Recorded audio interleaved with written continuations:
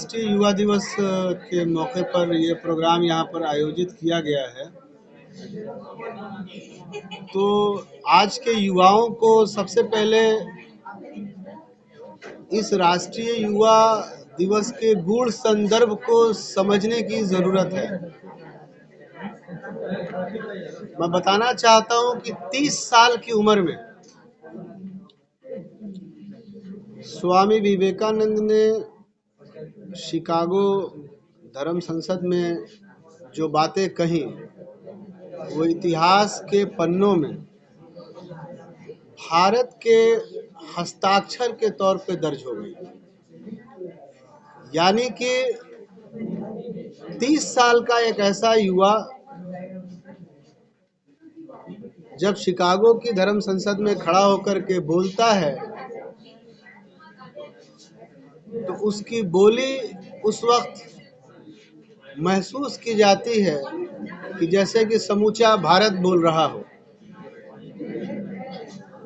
तो मुझे लगता है कि आज इस युवा दिवस के मौके पर युवाओं से मैं आग्रह करना चाहता हूं कि वाकई अगर आप स्वामी विवेकानंद को पढ़ेंगे तो आप सही माने में भारत पुत्र बनने की जो योग्यताएं हैं, भारतीय संस्कृति के ध्वजवाहक बनने की जो अहर्ताएं हैं, आप सही माने में उन योग्यताओं और अहर्ताओं के बारे में जब आप परिचित हो जाएंगे तब निश्चित रूप से जो सही भारत है, जिस भारत की बात कह करके आज स्वामी विवेकानंद, अगर आपको जानकारी है तो फिर भी मैं बता दूं कि पूरी दुनिया में योग को सबसे पहले इंट्रोड्यूस करने वाले ये हमारे स्वामी विवेकानंद थे। आज भी अमेरिका में, यूरोप में कहीं भी अगर योग की बात होती है तो वहाँ पर स्वामी विवेकानंद का चित्र लगा होता है। ये जो तस्वीर आप देख रहे हैं, ये जो तस्वीर, जिस तस्वीर को स्वामी विवेकानंद की तस्वीर के तौर पर सांकेतिक रूप में पूरी दुनिया इस तस्वीर को स्वीकार करती है, ये जो पहनावा है, ये जो पगड़ी है, ये जो कपड़ा है, इसको गौर से देखिए।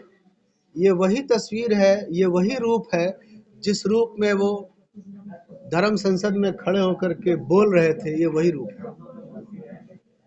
तो युवाओं को एक प्रेरणा लेना होगा कि बहुत बड़ी जिंदगी, बहुत कुछ कर गुजरने के लिए जरूरत नहीं होती है। 30 साल की एक जो युवा अवस्था, जिस अवस्था में हमारे युवाओं को लगता है कि अभी तो खेलने कूदने के दिन हैं, अभी तो दुनिया देखने के दिन हैं, उस जमाने में विवेकानंद दुनिया को भारत दर्शन कराने का काम कर रहे थे, वेदांत की शिक्षा देने का काम कर रहे थे। वेद के अंदर छुपी हुई बातें जिससे कि दुनिया भारत से वाकिफ नहीं थी, जिस भारत को यूरोप और अमेरिका के लोग सपेरों के देश के नाम से जानते थे, तो स्वामी विवेकानंद ने वहां पर भारत के उस प्राइड को एस्टैब्लिश किया जिस पर आज भी भारत को फख्र है और हम तमाम लोगों को फख्र है। युवाओं को चाहिए, नौजवानों को चाहिए। युवा की बात आ ही गई है, तो आजकल के जो युवा है वो अपने कर्तव्य और जिम्मेदारियों से विचलित होकर गलत रास्ते को अपना रहे हैं। खासकर सीवान की जो युवा की बात करें तो आए दिन आप सुन रहे होंगे अखबारों के माध्यम से, न्यूज के माध्यम से, जो युवा है वो गलत तरीकों को अपना रहे हैं, जैसे कि जो गंजेड़ी और भी विभिन्न प्रकार की चोरियां, ये सब वो लोग कर रहे हैं। इसके पीछे क्या कारण है, क्या आपका? समाज हमारा इसके प्रति जवाबदेह है, परिवार हमारा इसके प्रति जवाबदेह है, क्योंकि जो भी युवा अगर नशे में है, जो भी हुआ अगर हमारे यहाँ अपराध में है, उसका मोहल्ला उसके लिए जवाबदेह है। ये जवाबदेही हम सिर्फ पुलिस थानों तक और प्रशासन के ऊपर उंगली उठा करके ख़त्म नहीं कर सकते। हमें अपने घर से सफाई अभियान चलाना पड़ेगा। हम क्या कभी अपने छोटे भाई से, क्या हम कभी अपने पुत्रों के साथ, बेटों के साथ, बेटियों के साथ बैठ कर के बात करने का काम करते हैं? हम उनके ऊपर हुक्म और के डंडे चलाने का काम करते हैं। ये जो कम्युनिकेशन गैप है, जो परिवार के मुखिया और नई नस्ल के बीच ये बहुत बड़ा कम्युनिकेशन गैप डेवलप हो रहा है। इस कम्युनिकेशन गैप को पाटने की ज़रूरत है। भारतीय संस्कृति को अगर बचाना है तो हमें अपने बच्चों से बात करना होगा, उनके साथ समय देना होगा। अगर प्रत्येक माता पिता और परिवार का मुखिया अपने बच्चों से बात करता है और उनसे समय उनके साथ गुजारता है तो निश्चित तौर से वो अपने मार्ग से कभी विचलित नहीं होंगे।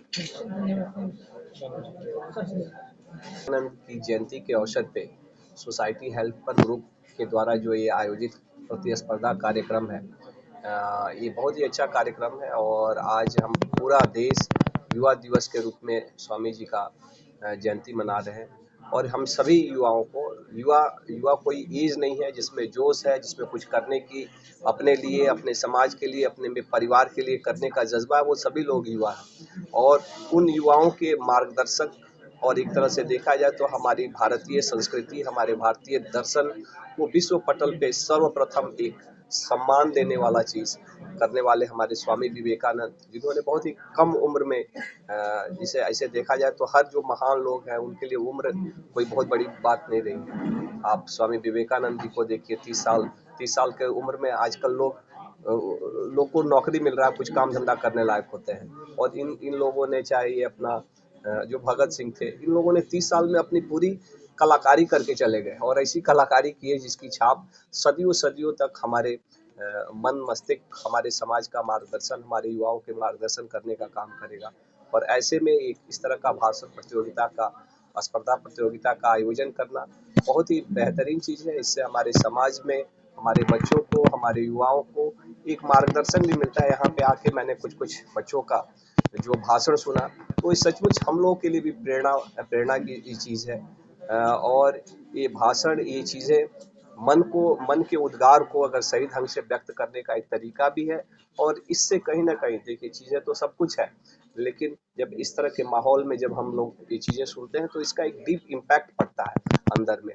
मोबाइल पे, यूट्यूब पे अच्छे वक्ताओं की अच्छे भाषण उपलब्ध है, लेकिन शायद इतना हम लोग का डिस्ट्रैक्शन रहता है कि उस पर उतना अच्छे से ध्यान भी नहीं जा पाता है। तो इस तरह का आयोजन से हमारे युवाओं को और खुद हमको भी बहुत लाभ होने वाला है, समाज का भी मार्गदर्शन होने वाला है।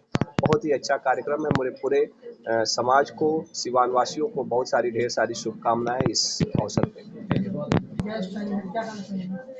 सबसे पहले तो मैं अनमोल सोसाइटी हेल्पर ग्रुप के सभी सदस्यों का, अनमोल उनका प्रतिनिधित्व करते हैं, तो उनका बहुत धन्यवाद उनको देना चाहूँगी कि इस तरह के जागरूकता फैलाने वाले कार्यक्रम वो कर रहे हैं बच्चों के बीच में।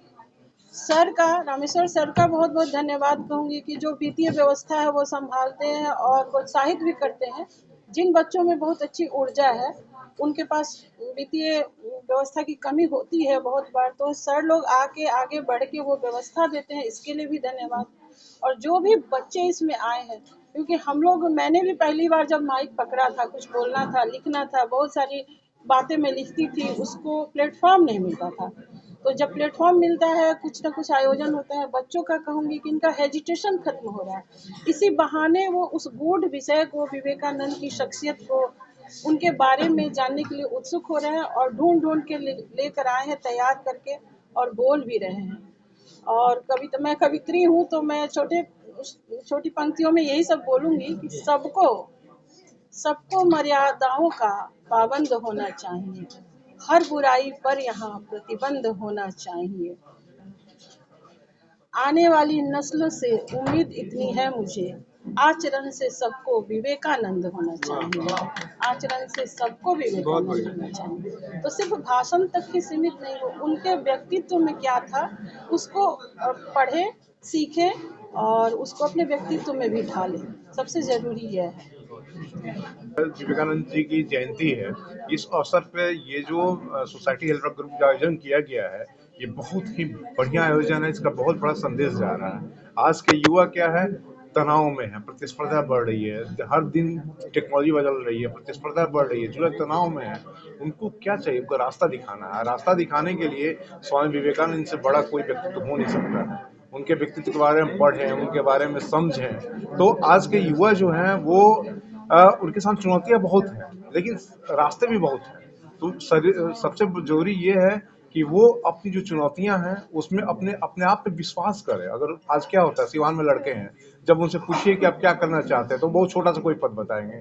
अरे बड़ा सोचो, बड़ा लक्ष्य रखो, और जब तक लक्ष्य के प्रति पीछे पड़ रहे हो, जब तक लक्ष्य पूरा ना हो जाए तब तक आप शांत न बैठो। ये सोच के आप अगर चलते हैं, ये विवेकानंद जी का बहुत बड़ा एक संदेश था, तो आपके जीवन में बहुत सार्थकता आएगी और जीवन सफल होगा। तो एक सवाल युवाओं के लिए क्या स्टैंड लेंगे आप? ये सोसाइटी हेल्पर ग्रुप है, तो आजकल के युवा जैसे कि आप बता रहे हैं कि जो गलत तरीके आज के युवा के लिए सबसे बड़ी आवश्यकता प्रेरणा की है, प्रोत्साहन की है, क्योंकि वो तनाव में जा रहा है। उसको हम अगर उसके मनोबल को बढ़ाएं, उसको उत्साहित करें, तो साधन आज हैं, लेकिन बस ये है कि उत्साह होना चाहिए। उत्साह होगा तो वो अपनी जिंदगी की वो सार्थकता प्रदान करेंगे।